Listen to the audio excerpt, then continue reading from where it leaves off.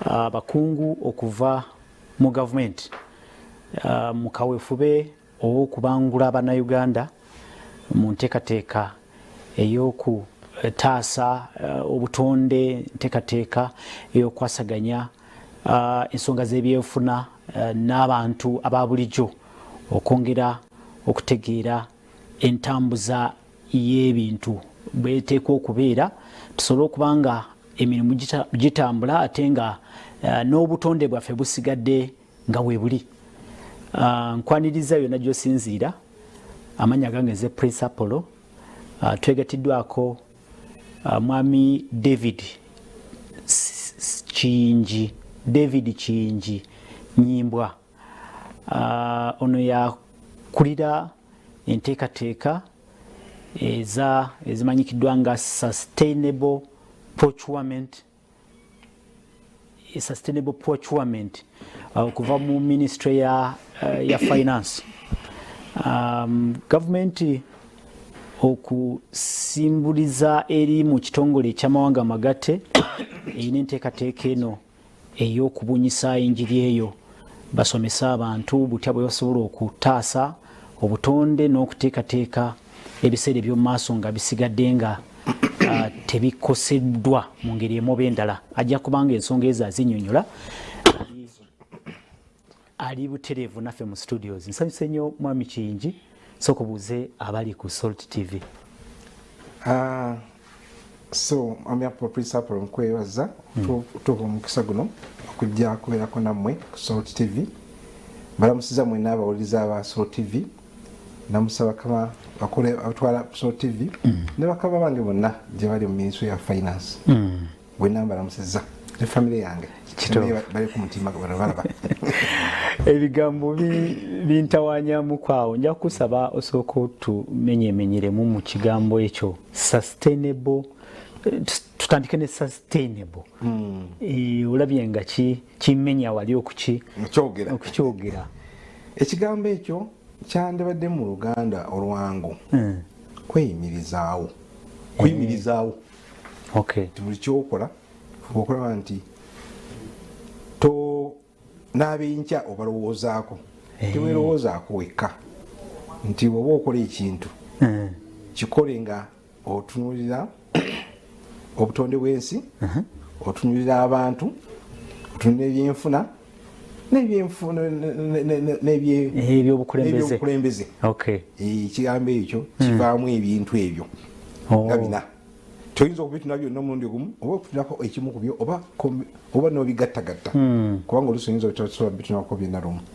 naye nga birimu ennyingo ezo ennya. Kigambo kiyimiriziddwawo ennyingo ezo ennya. Ngambye nti ono kaweefube asimbulizibwa eri mu mpagi enkola z'ekitongole eky'amawanga amagatte United Nations. Nandisabye nti oyongere okulambulula katonotono ku nsonga eyo yennyini. Kati ekigambo ensonga eyo gye tuliko gavumenti yemu ku nkyukakyuka gavumenti zeyina mu ministry ya finance ebikwatagana ku byenfuna. Ensonga eyo esibuka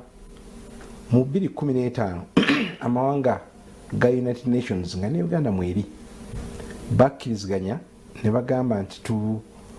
tuweewe emyaka 15 by then zali 2015 tutuuka 2030 waliwo ebintu byetulina okuba nga tutuukiriza era ebigambo ebyo twandise goals byali 17 tulina okuba tunatuukira mu 2030 tube nga tulina ebintu byetutuuseeko naye nga ekigendererwa kyonna kyazuulibwa nti abantu ensi zaakolanga twandise okukulaakulana naye nga toluusi okukulaakulana kukosa abantu ba bulijjo oluusi okukulaakulana kukosa obutonde bw'ensi. Kati ne weesanga nti waliwo ebigendererwa 17 bye baateekawo. Ebigendererwa ebyo 17 zitwandise Sustainable Development Goals birimu bitwandise nga ebigendererwa 169 okusobola okutuuka ku 17 waliwo ebintu ennyingo 169 ezaaga nti tulina okukola kino tulina okukola kino tulina okukola kino tulina okukola kino ensi zonna 193. Kati ekigendererwa kitwandise 12.7 kyagamba nti ensi zonna zifuba okulaba nti engula y'ebintu ekyuka. Engula y'ebintu mu gavumenti ekyuka. Tube nga bwe tugula ebintu tulowooza ku butonde bw'ensi, tulowooza ku byenfuna by'eggwanga, tulowooza ku mbeera z'abantu n'ebyenfuga. Kubanga kyazuulibwa nti nja kukuwa ekyokulabirako nti edda amakampuni agamu gaalinga ddala gakola okuzimba enguudo gajjanga nga gasaba ssente entono ng'amala gasaba nnyingi, naye twagenda okwetegereza nga gasaba ssente entono ennyo tegafa ku bantu. Kati gwe nolowooza nti omuntu ajja omuwadde bizinesi agenda kukolera oluguudo lolo ku ssente entono n'aleka abantu bakozesezza nga bonna balwadde bagongobadde kubanga gwalowooza ku ssente zokka. Kati twagala tuve ku nkola ey'okulowooza nti ani alina ekintu eky'essente entono twongeremu n'ebirala kintu kya ssente entono naye obutonde bw'ensi obukoze otya, omuntu wafuwa bulijjo omukozi otya, ebyenfuna byo biri bitya, ebyobukulembeze byo biri bitya, ebyobukulembeze tuleetawo ebintu by'enguzi okwa accountability. Kati netugamba tuve ku nkola eri etulimbalimba nti nguze ekintu kya wansi naye ng'ate muddo ojja kwesanga nti okaabya amaziga. Ebintu ebyo tubirabyeko era nja kubinyonyola nga butinayongera okugenda mu maaso. Kwekiva ekya sustainable procurement okwo kwekiva ekyo naye nga ddala mu ddala nti ekintu kino munfuga mu nkola kipya naye mu mbeera y'ensi kikadde. Era Katonda bwetuna mu Bayibuli Olubereberye 2:16 Katonda yagamba ku bantu baffe bali abasooka yabawa kulya bibala. Ate ne mu Lubereberye yasooka yagamba nti mwali muzaale mwali nti abadde omukisa ebintu okwala. Naye ennaku zino tukola ebintu twagala bimalirawo ddala. Ennaku ezo naliko ku TV wali omusajja eyanyiiza baali mu palamenti eyo n'agamba nti bannayuganda bandirekedde awo okulya ebyennyanja. Neŋŋamba omusajja ono nga tumanyidde nnyo bwe nakiwulira era abantu bangi banyiiga nnyo naye ŋŋenda okuddamu okuwulira ebiseera ebyo ekyali ku mazzi nga ddala ebyennyanja babimazeeyo ng'abantu batandise kukozesa butwa nga bagenda nabayiwa obutwa mu mazzi okukwata ebyennyanja obuto buli kimu kyonna kyonna ne kifa. Kakati enkya munaali enkola eyo tebeera sustainable. Ovanga omusajja bambi yali mutuufu ebyennyanja abantu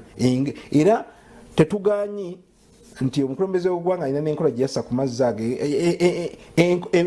Enkola yinza okuba teyali nnungi naye nga policy yali nnungi nnyo. Twali tutuuse okubanga tukyaleberera akannyanja konna kuva kava mu nnyanja kubanga abantu kati bafaayo bajja mu bujja ate ne mu ngeri embi ennyo enkola teri sustainable. Ekyo kyakulabirako ekyangu ennyo. Kati n'ebirala byonna byetukola tetwagala tukole nga twerabira ebyenkya. Era mpozi nnyo ngeri nyinza okwongerako ekyo ekyera kyenyinza okugamba ennaku z'omulaba embeera y'ensi. Enkuba bw'etonnya ebambi nnyo, omusana bwe gwaka guba muzibu nnyo. Kivudde ku ki? Kivudde ku ngeri enneeyisa yaffe ng'abantu. Kati bw'oseekako nti gavumenti yesinga okugula ebintu tetwandyagadde kuba nti gavumenti ate yesinga okukosa obutonde. Kati kandete ekyokulabirako abantu bamazeewo ebibira nga tuzimba abatema emiti ngolwanga tuzimba tetwandyagadde kuwulira nti Ministry of Education egenda kuzimba amasomero 500 yeetaaga eyagala embaawo nga za mahogany kola desks yina ekibira kya mahogany nedda bwe batekirina lwaki egamba nti yagala mahogany. Katwagala okuba nti kubanga kasegamba nti njala mahogany bajja genda banonye buli mahogany eyo nawe wali bamusale naye mahogany amala emyaka nga 5 okupena okukula gutuuke obagusalira yenkanawa. Kati kyetugezaako kugamba nti kakati twagala kutuuka ekiseera nti bwetuba twagala gula desks za gavumenti tubuuze waawali ekibira ekisimbibwa ani asimba emiti gwe tuyinza okugulako. So sigenda buli kibanda eri abatema obuto eri ababba egya gavumenti gye twandiyise illegal timber. Twagala tukozese legal timber kubanga amateeka we gali. Ate n'abantu batadde nnyo ssente mu bibira ebisimbe. Abantu bangi ennaku ezo twasinkana aba Uganda Tree Growers Association ne twali impressed nga batandise okuregistaringa abantu baabwe okulaba nti babamanya bani abasimba emiti kuba kati ffe twagala gye bujja nti gavumenti bwebegula furniture tukubuuza olwawo olugjawa olina okuba nga olujja ku muntu asimba ekibira so sigenda kugula buli lwosanze wabula ogenda nga ogula buli lwosanze oba ocreatinga demand obwetaavu abo nebaddayo ne batema emirala bwe tuba nga gavumenti teguze jjukira gavumenti yesinga oyimu kubasinga okugula eba ne impact y'amaanyi nnyo ku katale ndizolaba tuyinza okuinfluencinga akatale okuinfluencinga abantu aba bulijjo n'abali mu businesses ekira kiyinza okuwakako kyakaveera katutawanyiza Uganda okimanyi kaveera kabi naye katwemye okumaniginga naye singa ffe aba procurement twali tukagula nnyo netugamba nti teri muntu ina wa procurement alina kuwandika mu bid document yekaveera okimanyi demand tuba tugise ekitofu tuba tukoze ki bwe tukidda demand ate banasupplyinga bali bokije bali bajja okusupplyinga naye ekirungi ekirungi amakampuni n'amakampuni agali private gandyagadde enkola ennungi enkola ennungi kati ekkirizibwa mu nsi yonna yeri sustainable so tukiwumbewumbe nti ono kaweefube wa gavumenti okuyita mu kitongole ministry ya finance kaweefube ono wa gavumenti kaweefube ono munene nnyo okusinga nze nzije kwogera ku kintu kimu kyokka procurement naye ekirungi ndi procurement mu nnyingo ziri 10 obutundutundu buli 169 zitwanyiriza targets ezigende ensi zakiza zikole okulaba nti ebigende 17 bituukirizibwa procurement alina influence ku butundu nga 80%. Kubanga byonna kogene waliwo golo ya education waliwo golo ya poverty waliwo ya health waliwo ya nejja kwesanga teri yabatagula yonna waliyo procurement yonna procurement ndi kisekiza nti bw'okwata procurement obufuna ebigendererwa bingi okwata ejjinja limu notta ebinyonyi 10. Okay, kati tubulire okola ya gavumenti naye nga yatandikibwa mutwe yatuula nga ba UN member 193 era mu Uganda enkola eno ona omuntu agikulira ye prime minister prime minister yakulira enkola eno wabula buli ministry ino olubimbirwayo. So mwami kingi tubulire sustainable procurement enkola eno muteserese mutya okugissa mu nkola mwinga mwe kati abakikuteeka obutereevu kati enkola entutese tugissa mu nkola ministry y'ebyensimbi yasooka ku kintu ekyali kyasooka okukola kwe kukola policy procurement policy mu 2019 ne cabinet negiyisa procurement policy ya policy ebyo government mweteeka ebigendererwa byayo kiki mwagala okukola kati ebigendererwa tubisa mu policy kati policy by the way cabinet yegifulumya wadde ministries ezikola buli kimu ne nanyiniyo aba cabinet kati bwetubona okukola mu 2019 nga tulina okukyusa etteeka okulaba nti etteeka lya PPD erigula ebintu nalyo lyogera olulimi lwaki olwa policy nga tulina okussaamu akagambo sustainable procurement mu nteeka process teba nyangu twagimaliriza mu 2021 mu 2021 twamaliza okukyusa etteeka kati mu nkola kinandi kugambye nti kati buli kintu kya gavumenti kirina okuba nga kitunuulira kirina okuba nga otunuulira ekintu twagala sustainable products sustainable services bwe kino etteeka weriri kakati olwokuba nti ebyetaagibwa bingi ate nga n'enkola eno yali mpya n'abantu ng'abangi tebagimanyi kati ministry ya finance nesalawo okukola gye twandiyise action plan yafulumya 5-year action plan gye tugenda okugoberera okulaba nti mu myaka 5 egijja mu maaso yatandika financial ya 2022-2023 kati mu byo nga mulimu okuteekawo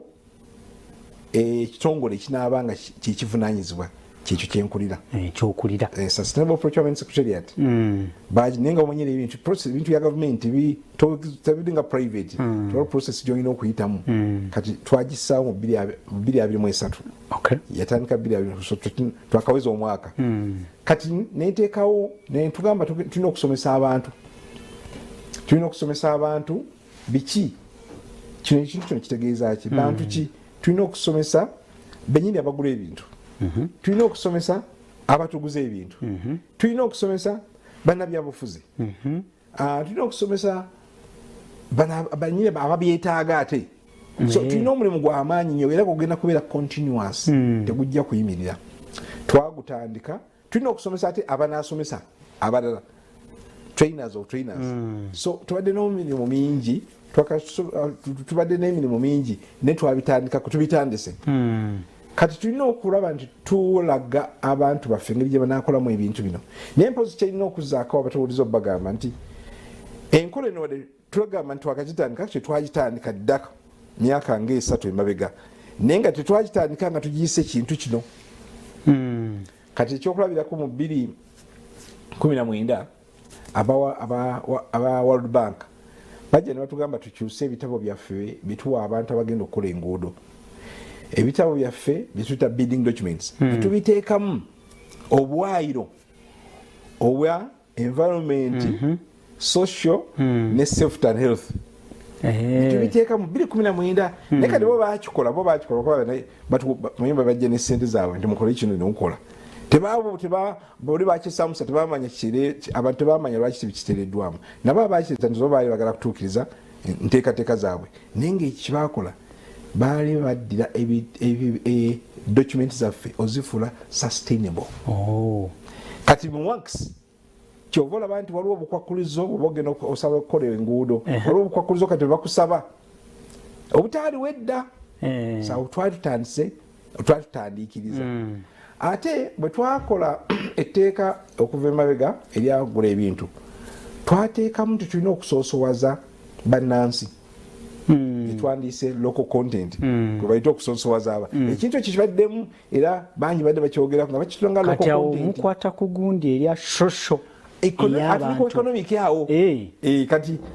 awo tubali ku economic bikwatagana social naye awo basically kyayandibadde economic bw'ogamba nti kosoosowaze munnayuganda munnansi actually munnansi bwekuba mu kugaba tenders waliwo ebintu ebimu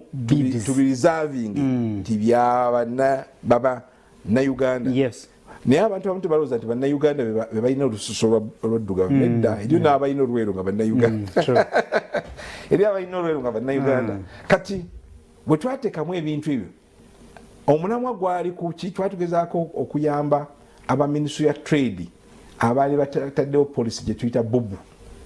by Uganda build Uganda kati ffe mu procurement ne tukiyita reservation schemes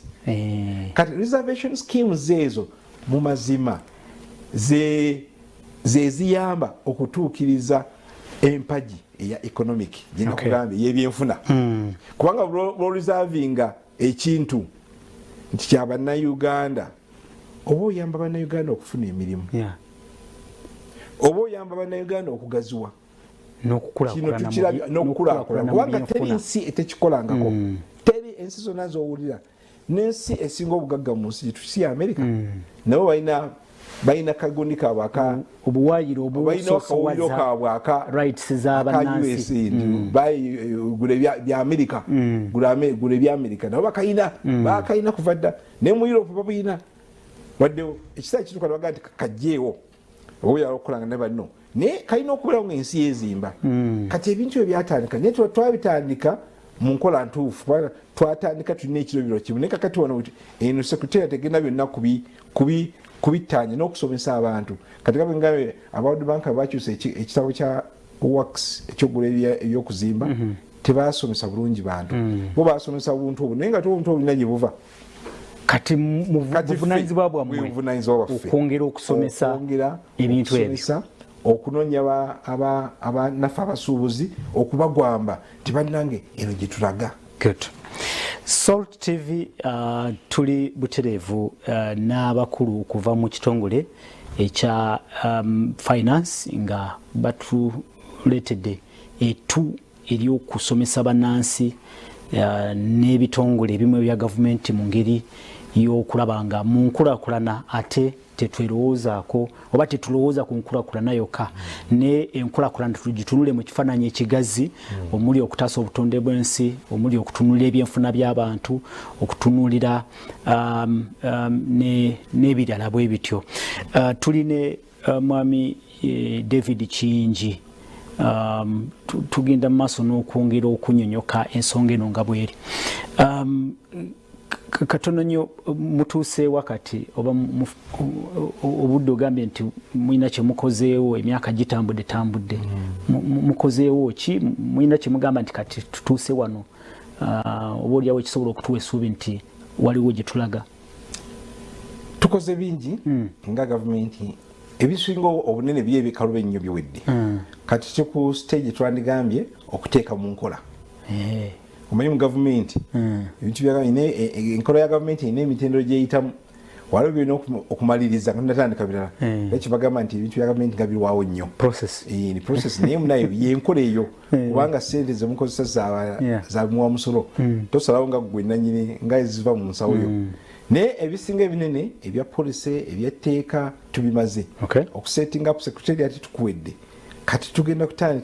kati tutandisa omulimu gw'okubunyisa enjiri ng'enjiri gye mubuulira sote kanaffe tubula enjiri ya sustainability nti bannange kino ekintu kizze tekigenda kuddayo tukitunuulire tukiwagire tutandisa okusensitizinga abantu tulina emisomo gye tutaddewo era buli egiri ku mitimbagano olwokubiri n'olwokuna tuba n'emisomo abantu giriva kitwanise va kijja ku mutimbagano tova mu ofiisi yo tova mu wakaawo osobola okuwuliriza netusomesa abantu tutandise okugenda nga tusinkana abatuguza ebintu betwandise ba providers suppliers olulimi lwebayita providers suppliers twasinkana ba contractors balina ekibiina kyabwe bakita unabsec babasinkana naye ekirungi bo balwadde baloozaako naye nga baali tebalabitegeera ebimu lwaki tubagamba okukola ebintu ebyo twabasinkana tebabula lwaki twakikola ne beeyongera okunnyonnyoka era lwaki tugenda kugenda mu maaso kati ojja kulaba nti nga contractors gavumenti buliko kati contracts za gavumenti zikka wansi wa 45 billion za bannayuganda kati yenkola eba sustainable ozagala kusustaininga your local contractors kubanga nti batugamba nga nti buli contract ejja zigenda beweeru naye mazima ennene ezimu baba tebazisobola mazima abafa nga nolwekyo olina okukkiriza nti naye kati ze batasobola twateekamu ate akawaayiro nti balina okubeera subcontracted kati buli muntu afuna contract ennene ennene ngezemulaba ze batasobola abawano waliwo etteeka nti ebitundu 3 ku buli 100 bisubcontracting ku bannansi nayensi ezo companies z'abannansi ejja kulaba nti kati bagenda bakola enguudo ezo ojja kusanga nti emyala abagikola bannayuganda bagikola bali bakola ebinene naye bannayuganda nabo balina kyebabawaako egye kiveeyo nti kiviira ddala eri mu policy eno ya tulina procurement policy omuli sustainability kati sustainability egamba nti n'ebyenfuna bitunulemu oli omuwadde gundi ya omuchina omuwadde contract enene saamu akawaayiro nti alina okusubcontractingako emirimu egimu eri bannansi mulimu n'akawaayiro kati nga kakagamba alina okutraininga bainginia abali mu masomero kubanga eri abainginia kati nga bainginia bavanga ku university ne bagenda mu ministry of works ne bakola internship jukira ministry of works teyabikola kati okusobola ekikola ekyo twakitadde mu tteeka lino kati buli contractor alina okumeka sure nti alina bainginia batraininga abava mu universities zaffe era kimbadde njala okubuuza nti waliwo organizations ezatandise okukikolako oba okutandika enkola eyo mu programu zaayo naki okulabika nga balowooza ku kya sustainable procurement yanti kati by the way gavumenti kintu kyamaanyi nnyo bwekwata ku kintu tosobola kukiignowalinga bobo yala okubeera osola chewala bobo yala okubeera sustainable by business zonna tunonya kubeerawo true boba tokola magoba ogwa kati ekimu nti bw'ona ogamba nti gwe buli kataka konna kogende ng'okayiwamu ettaka enkuba bw'ena etonnya ojja kuba woosula era ndozolaba ekiriwo swampu zaffe tuzirimu ettaka tugamba olwo tuzimbewo bw'otolokkirize nti ne swampu zirina okubeerawo bwenkuba bw'ena etonnya mujja kukaaba so nti buli kyokola saamu akakwata kagamba bwe nkikola sikosa butonde bwansi kino kyenkola sirumya bantu bannansi kino kyenkola nyamba bannayuganda mu byenfuna decision kati kyevudde ngamba nti bwe tukugamba nti tutwala enkyukakyuka zino n'abaana batukuza ebintu balina okumanya wagye tulaga nabo bakyuse so message eno eri targetinga nabo ababadde nga bafuna ze contract eri government abadde bafuna ze tenders eri mitendera levels za government ezo zonna bateko kubanga ebintu bino babitegeera era obubaka buno bugenda kwaba bakola business ne government tibannanga enkyukakyuka nezze erijja tetwagala bagambe nti ngaffe tetwamanya tugenda ku mikutu gyonna okulaba nti twogera abantu batuwuliriza kubanga bonna tuzagenda ku station yemu abamu eri atajja ku soto katwagala tumusangeyo eri awa NBS eri waki buli wamu tutuukawo nga tuwulira ekigambo kino nti bannange enkyukakyuka zijja mu procurement bweziti neti buli omu zijja tukwatako kubanga bw'otozikkirize tujja kusobola kusupplyinga government ojja kutuuka eri nga waliyo obuwayiro government bwe tukusobola naye bw'oba ozitegedde n'atandika okukyusa kati ndese ekyokulabirako ekyembaawo bw'oba nga olikola furniture ng'osupplyinga government furniture tandika okunoonya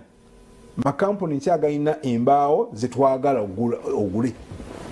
toddaawo okugamba nti nze nja kugenda buli wensanze sebo tugenda kukusaba mujja kubaamu obuwayiro nti tulage jiwajje embaawo kakase nti embaawo zino gye zaava tewayonona obutonde ndoza mukibula ne kumwanyi abantu abamukyaba amazeeka bagamba ate kati batugamba okuwandiisa emmwanyi bannange ebintu bino si bitono abamu balowooza kiri political bambi gavumenti tekirinaamu nankandi si kyekireese wabula gye tutunda kaawa waffe ebitundu 6 ku buli 100 gye tutunda kaawa waffe Europe Bulaya kati bo batandika ne bagamba nti mmwe buli kintu kyonna kye tugula tumanyi gye kiva tebabanga batuguze emmwanyi nga bamaze kusaawa bibira ne basimba emmwanyi ne batuguze kaawa bwe tunaamugula naffe tujja kuba tulina omusango gwaki gw'okutema ekibira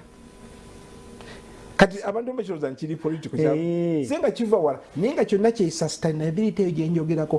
kati yensonga lwaki bwe nkyogera no ku mbaawo nti furniture nja kugenda ogenda kunguza embaawo wazijjeewa tojja kutungamba nti lwaki oyagala okumanya nina okumanya sagala kubanga nkwata sente z'omusolo gwe mulanga guno sagala nkwata sente z'omusolo mpa omuntu yagenze n'asaawa n'agenda ekiro mu budongo forest n'atema ekibiri kya gavumenti n'akimalawo n'aleeta aguze ate gavumenti enyini ate n'agiguza tola nti nange mba ndi kalupiti kati atunda furniture kyenjagala omanye nti gye bujja genda omanye baani abatunda embaawo gavumenti zeyagala okugula balina ekibiina kyekita Uganda Tree Growers Association twali nabo era nabatubula ebizibu byabwe netwabuulira naye ngaekirungi balina ate ekibiina ekibalondoola ekyensi yonna bwe bakisenza dda wano nti ndowooza olaba nti naffe yerevu gye tuddako kati oli walawulira nti emwanyi lwaki baziwaniisa bali basinga okugula emwanyi singa bagamba nti Uganda titugula tubeera tugenda kukosebwa nnyo ebbeeyi kati abantu gye bakyakaliramu eba egenze kekatale kale bannange mukkirize ekirungi ekiriwo nti batulina myaka 3 ab'emmwanyi bo bali ku myaka 3 mabega nti emwanyi zaffe ezisinga tuzirumidde emyaka 10 myaka 2-3 tetujja kubeera kiba victims wabula tucomplyinge kubanga yensi gyeraga eyo kati naffe no bitugamba nti ekiseera kigenda kutuuka nga bwe tunaaba twagala okugula emmotoka tetujja kugula ku buli omu gwagigula emmotoka yo evaawa era bayinawe mu nsi endala ezimu newe amakampuni agakoseddwa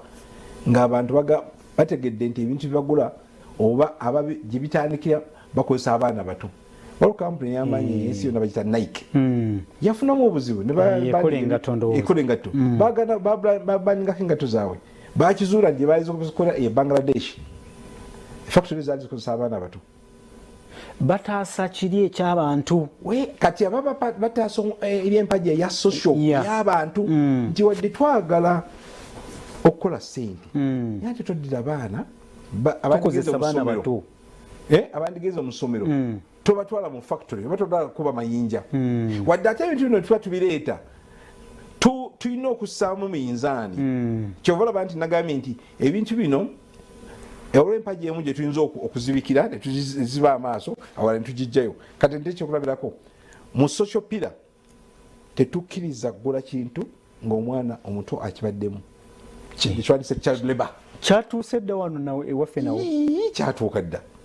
kyatuuse kakati kati ekyo kikyali mu wax naye kiri mu gundi mu kukola ebintu by'okuzimba ebyobuzimbi lwaki tetwagala abaana amayinja gano ge basomba tetwagala mugende mugajje mukole eri abaana bato tugenda kutandika okubuuza kwala eki gy'ojjamu amayinja bw'oba ogijja gye tumanyi nti baana bato baliyo togagulaayo gavumenti eba tekyaguze kitugambe ekyo naye ate akantu ako tetujja kaleeta singa tugenda kugula mmere singa prison ziyagala okugula emmere oba poliisi tetujja katwalayo lwaki oyinza okumbuza lwaki culture yaffe okulima tulima n'abaana kati oba culture yaffe tulima n'abaana kati ffe tetugita child labor mu Uganda etisi child labor ogenda n'omwana mu nnimiro obeera omuyigiriza oba omuyigiriza kati nozolaba enjawulo eriwo nti ebintu bitubireeta tulina okupima waliwo ekikolera waliwo kyekikolera kati bwe naaba ngenda okugula kasooli sijja gamba nti sagala kasooli ayimiddwa mwana abazadde bulijjo kubanga mu culture olima n'omwana kati olaba nti musoso bwe mangula kasooli ako sijja kaleetamu kyenja okuleetamu kokka kalekamu tesaagala okozesa eddagala lya muddo lirimu kemiko gye babaninga webali nnyo kubanga chemicals ezimu ze bakozesa mu ddagala eryo bazuula mu nsi nnyingi tezikyakola naye eno Uganda yafuuka dumping place babireeta ne batutuguza wano era kyenjagala okubuuza mwami Kiyingi nti olwo tufunamu kingensi bwe tubanga tugendedde ku nkola zamu ezo zemuleeta zemuyise sustainable procurement tufunamu ebintu bingi kansookere ku kyobutonde bw'ensi buli lwokendeza dimandi bw'ogamba nti bw'onoogamba sijja kunywa sukaali awaka onoomugula nedda oba tekyamuguze so dimandi noli amutunda seero zikola ki zikka bwe tugamba nti tukole ebintu nga tulowooza ku butonde bw'ensi kati nga ku miti tetujja kugula miti gitava mu bifo bituufu tuba tugezaako okukendeza ku dimandi y'emiti giri egitemebwa mu bubba abadde babba ne batema ebibira ne babisaawo oli ayinza okugamba nti naye private sector yo nga gyeri bajja kugula kankubireko ekyama nti ne private sector bwena egenda ng'emanya kati olaba embaawo zino zetukozesa tubula nga tuzimba embaawo ezo ezimu bw'okozesa omuti omuto tutandisa erigo timba kuba bw'oba okimanyiiko ng'okitegeddeko omuti ogwo teguwanga guwumba mangu kale wokazikozesa ku ruufu yo ejja kugwamu mangu mu myaka 3 ruufu yo egwemu what is the cost of replacing it kati bw'onooba okitegeddeko nti bannaye by the way emiti egitali bituufu si mirungi ojja kunoonya omuti omulungi ngetera nnyo okugamba ogerageranya ku bawala bange ku bamaama baffe ku bakyala baagala nnyo okukyusa kati ngambe ng'engatto oyinza ogakangula engatto nga peya 5 za mutwalo peya 6 za mutwalo ne peya zezimu bategerereza yinza okukola linako 2 nezikutuka oli bw'aba aguze peya y'emu nga ya mitwalo 5 nga nnungi ayinza ogyamala emyezi 6 goyinza myezi 6 okwambala peya 15 ku mutwalo oba ospendize emitwalo 15 nyingi oli nga akozesa emitwalo 6 kati kitulaga ki obeera okekereza oba kati goyinza okulowooza nti kino nze njagala okugula mu ngeri ya sustainable ngamba tugule ekintu ekiwangaazi bwe ngula ekintu ekimu materials zenkozesa ku kintu ekimu ziba ntono ku bintu 15 singa zibadde engatto biba box bya ngatto biba box 15 oba bukiba ngobadde wakozesa box bya nga bivudde muti oba totemye emiti mingi okusinga nza akozesa box emu ey'omuti kituufu ndozolaba nti oyina gye otaasaamu ku butonde bwe tugenda mu mbeera z'abantu socially tugamba nti oba okozesa omuntu muwe safety gears kanaye nga ku nguudo muwe engatto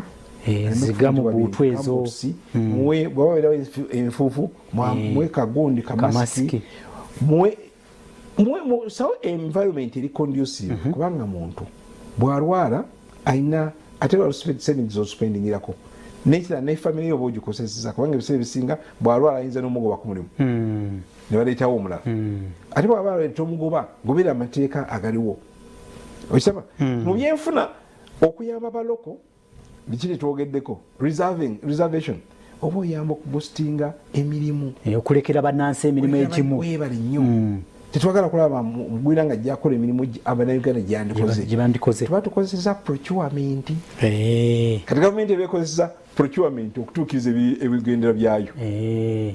njagadde nnyo ekyo ekyokukuuma obutonde n'okutaasa obutonde kubanga gavumenti bwebanga esazeewo nga bwogambye eyitire mu procurement nti n'abagwira oba abantu bonna abagenda okufuna zi contracts bajja kubanga basooka okukakasa nti tebagenda kutaasa butonde. I think it is very very important mukadde kano nga kenyini. Well, atulaba ku Soul TV tukyagenda mu maaso ne program tuline mwami Kingi David okuva mu Ministry ya Finance ng'atubuulira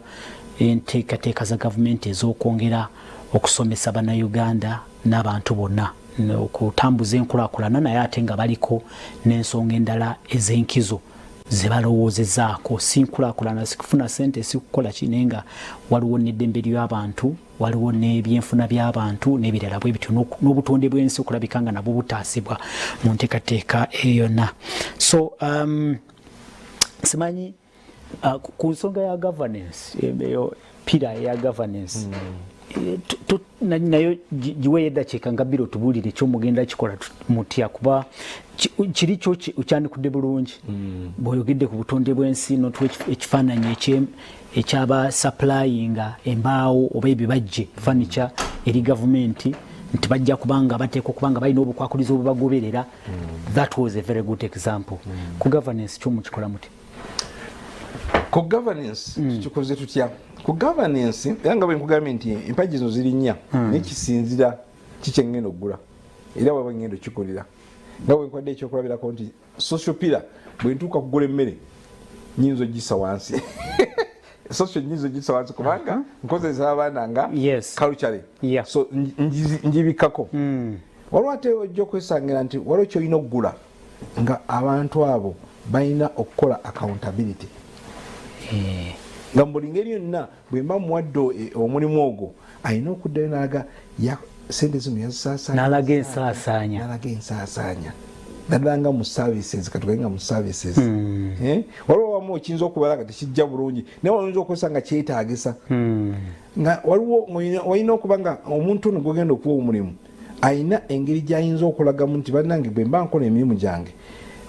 balo ne ba auditor abakola ki abajja ne auditing ebitabo byange sikola bintu biri wabbali waki wa mateeka nti complyinga n'amateeka tubabira etteeka lya environment lya NEMA ndigoberera kubanga that's governance etteeka lya PPDA ndigoberera etteeka ly'ebyenfuna PFM Act ndigoberera kati awo bujjamu ebyo naye nga bwe ngambye nti bwe twatandika ebintu bino ebimu tuyinza obutabi gyayo nnyo era kyobalaba nti mu nsi yonna gye sustainable procurement gyeri gye bagitadde omulamu ogusinga okuvaayo gwa environment olwa climate change challenges olw'ebyembeera by'ensi nti kati bwe tutabaako na kyetukola ensi eno myaka 5 egijja bagenda tunyenya nti abaaliwo nga baali babi kuba baga nti bwe tutabaako na kyetukyusa kati bwe twebaka kubanga olusizi bagamba nti nebino ebintu by'abazungu Uganda mufaaki after siffe tusinga okukola pollution naye tebeerabira kiyinza okuba nga siffe naye kati bwe twogerera bannange misapolo nti pollution levels mu Kampala ziri ebitundu 8 times above bwe zandibadde empewo nkyafu nnyo okusinga ddala Kawempe division ebyo si byange nabisoma mu ripooti ya yakesiye n'ekitongole ekimu empewo waliwo dokita bagifulumya kitegeeza ki ekyo nti bwe tunaasirika obusirisi mu myaka 10 kijja kuba wansi era kyova nti ennaku zino waliwo bakaloleka epidemic ka senyiga ennaku zino senyiga mungi nnyo kubanga empewo yaffe nkyafu nnyo kati kyova abantu bwe tutuuka mu gavumenti tugamba kakati gye bujja tugenda gavumenti eri kuddamu kugula gavumenti eddamu kugula pikipiki y'amafuta tukyekanga nalabye Rwanda bakitandiseeko tukikola ki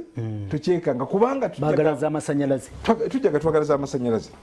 tuyinza okugamba kubanga sobuli omuntu akisobola tetujagamba nti baziveewo tuyinza okugamba nti kati okuyingira ekibuga erina kuba electric tukendeeze oba netwewa obudde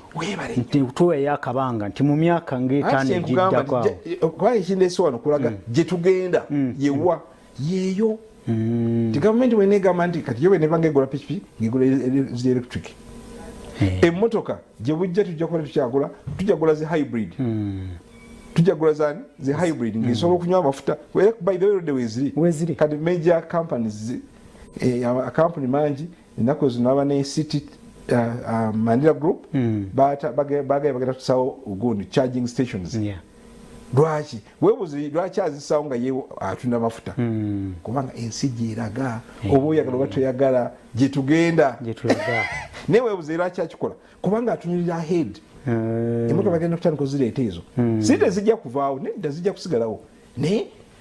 tap into that's where ensi gyeraga ekitegeeza abatuulize n'abatulaba bateeka kutwala ensonga eno nga enkulu ennyo nti gye tulaga kino kituyamba okweteeketeekera gye tulaga tugenda okutuuka nga tuli tutambudde mu buufu obwo bwennyini gye tulaga tuteekateeka bantu kinsanyusa nti bayirewo ennaku zino zakugambye nti ne mu bayibuli Katonda yali atugambye tulye nnyo ebibala Genesis 2:16-17 ennaku zino kimanyi nti ebintu ebisinga otulwaza ekimu ku bisinza obitulwaza byetulya ate byetulya ntulowooza nti ffe tuli middle class tuli high class byebitulwaza twava ku kiri nolwolwala ekirungi ennaku zino baga nti genda olya ekibala ekirungi ennaku zino abantu batandise okumanya omugaso gw'ebibala rifane twagabanga mugabe ku byalo kati fene wakutunda ate bamugula lwaki fene tafuirwa fene ajudde ekiki ovakado genda omuguleko evakado zinamwinanga wakedda nga ngaba mugabe kati evakado wa sente kubanga the value in that avocado esinga ene enkoko gyolya esinga buchips buno bwolya ne bwolya ekimu kisinga chips ne chicken gyolidde kwe kuddayo kati tuzeeyo eri so sustainability nze nkitetedde mu sustainable procurement naye bannange kitandikira ku ffe ng'abantu mu nteekateeka eno temufunyemu miziziko temusanze miziziko mu kugezaako okutegeeza bannayuganda n'abantu abalala bonna bwe bateekwa okulowooza ku sustainable procurement enteekateeka eno emiziziko mwegiri ng'ekintu kyonna ekipya kisanga abakisimbire eggule kati nga bwengambye nti nzikuba meeting gyenasooka okusinkana bakama banga abamu abali technical buli bagala kingi ate bino kiki bimuleeta ebyo byabazungu nembajjukiza nti Katonda bwe yasaanawo Omumerika ki yasafaringa waliwo omu European yasafaringa waliwo omu Germany yasafaringa oba Omungereza bannayuganda balina okuvuga kilometers 100 okuyitawa eyo egomba nga Katonda aguddemu kyekyasolamu Katonda because environment eyabatemye emiti gyonna bagimazeewo kati enkuba bwetonnya eyera bwezi emiti egyakwatanga amazzi ebiswap tubitaddemu ebintu birala tubizimbyemu kubanga Katonda yagendera tewaliwo nkuba enkuba yatonnya walala naye kitegeeza nti gye yatonnya emiti bagitema ne bagimalawo teri afaayo gye tugenda ne tukula ne tuzimba ennyumba ne tugamba tukoze nnyo tuonoona ki kati obukumu ku muziziko abantu waliwo gye twandise resistance to change nti abantu tebagala kukyuka ekyokubiri obutamanya bukyali bungi era tujja kukontinuinga era nja kukomawo nja kubasaba abantu kize tukome wano tulina okubunyisa enjiri abantu bayongere okumanya ebintu bino biyinza okuba nga tukirabako kati naye olwedde kikosa abantu jo nabadde nsoma ku monitor oba abadde wajjo ndoza wajjo naboogera kawadde ka article nga kennebi nti abaana abawala kati babafumbiza nnyo ennebi naye ng'ensonga gye babadde ogimanyi nti climate change effects nti omusana gwase tebalina mmere gye balya enkuba bwetonnya ebintu bino n'ebitwala kati abazadde kibalaba enjala bwejja n'obwavu obwo omwana gwawaayo atunda mwana naye babawaayo sente kumekale kabuzi ke bamuwa omwana omutono 16 years badde bateremu kati nga 16 years nga bamufumbiza 16 years naye bino byonna bivudde kuki environment gye tudestroyinze bwino oyinza okuloza tekinkwatako sewo nyabo kijja kukwatako muziziko kyomulala tusigaze dakiika ntono nnyo omuziziko omulala gwegwa ssente twetaaga ssente okulaba nti tusomesa abantu twetaaga ssente nkola emu tujja kwetaaga okuyamba ne abatunda ebintu bino tujja kwetaaga obbayambako for instance abo twogera ku market oba twogera ku suppliers tulina olusa awamu tukiza okwetanga kati nja kuwa ekyokulabirako bwe twasinkana abalima emiti bagamba nti okubeera registered kiri expensive for some of these people oyinza okusanga gavumenti olina okufulayo kasendi ebayambe baregisteringe nebacomplyinge tulina omuziziko ogwokuba nti nga bwe nkugambye nti obutamanya n'abantu abamanyi okusomesa tutraininga tunabaweza kyogeddeko kiri trainers of trainers tunabakweza muwendo ate ekirala ekimu ku bikulu ennyo kitalinako obuzibu gyetwandisenga data njiyise ntya bwino obaye ebintu byetaaga okuba ne bwino ebitongole byaffe bisinga tebikola nnyo tebikeepinga records olina okuba ne bwino gwotunuulira osobola okumanya nti ntandikidde wano n'okomparinga ntambudde ntya natandise nakino kati ndiluddawa data tetubadde tutumulina kati n'okutandika engeri gyetukumamu ebitabo engeri gyetukumamu records tulina okugirongoosa kale bebyo ku kusoomozebwa kwe tulina naye nga ekisinga obukulu ku byonna ku busoomozebwa ekisinga namba emu kwe kulowooza nti ogula ebintu ebiri sustainable kyabeeyi nnyo we muzisiko era aba United Nations Environment Program bakolako research mu nsi yonna bakizuula nti omuzisiko ogusinga okubeerawo okupromotinga procurement yendowooza balowooza nti abagula ebintu ebyo byabeeyi ate otugambye nti wadde nga biyinza okulabika nga bya bbeeyi kinabudde nkuleeta example biwangaala example y'engatto nti olyayinza ogigula emitwalo 5 n'emikola emyezi 6 bwenooza nti oyaguze engatto ya bbeeyi bwe n'ogula neemu ey'omutwalo n'ogula engatto 10 okumalako emyezi 6 era ebeera efuuse ya bbeeyi oba tefuuse ya bbeeyi akitabo kye batamanye ekyo nti era mulawo tugenda okugamba nti banaye naawe omuntu wa bulijjo fuba nnyo okugula ekintu ekiwangazi ekintu ekiwangazi kikuwa emirembe okusinga ekintu ekiri cheap ebintu ebyebbeeyi entono bya bbeeyi bimaliriza nga bya bbeeyi so emiziziko gino muteekateeka gi overcominga mutya mugiyitako mutya mbadde nsaba okikole mu dakiika nga 2 ekisinga kyonna kwogera n'abantu kubawa sensitize kubawa creating awareness kati kino kyetuliko kubabuulira kituufu okumanya obutamanya ndwadde tulina okubulisa enjiri y'okumanya kati ng'omuziziko ogwo ogwokuloza nti ebintu bya bbeeyi gyonna gyolagaba nti ebintu byamme bya bbeeyi tebijja bisobola naye bwogenda okumunnyonnyola naga naye ate kyogamba ekituufu oli ayinza oganze kagere ndika chips ne chips ne chicken ku street wali ndaba ya 13 ne mu myaka ogwakulunagwa kubona tofune kolera oba nofune endwadde zakka oyinza okufuna endwadde no spending abukadde oba obulamu bwogenda kubanga oyagadde ekintu ekiri cheap naye tomanyi oyo kigwa kozesa wabira bamawulire baga bakosa ki wa transform bweyagala ebintu eriki gula wakiri eryenvu gula vakedo gula fene tajja kulwaza naye nga kyabbeeyi nedda si kyabbeeyi wabula butamanya okusomesa abantu mu kiseera kino kyetagisa etandikira waka endyayo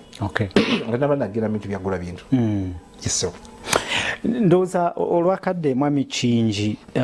eddakiika ziringa 2 nazo baako obubaka obw'enjawulo